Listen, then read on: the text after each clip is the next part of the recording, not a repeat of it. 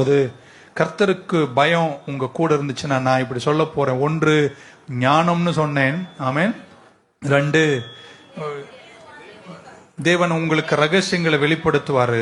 மூன்றாவது, இப்படி சொல்லி கர்த்தருக்கு பயந்தீங்கன்னா அது ஆசீர்வாதத்தை கொண்டு வரும். 3 பேரை தட்டி சொல்லுங்க, நான் ஆசீர்வாதமா தான் இருப்பேன். எப்பெல்லாம் நீங்க கர்த்தருக்கு பயப்படுறீங்களோ அப்பொழுதெல்லாம் கர்த்தர் உங்களை ஆசீர்வதிப்பார் அப்படின்னு என் பைபிள் சொல்லுது. நான் படிக்கிறேன் 112 சங்கீதம். அல்லேலூயா. கர்த்தருக்கு பயந்து, எல்லாம் சொல்லுங்க, பயந்து.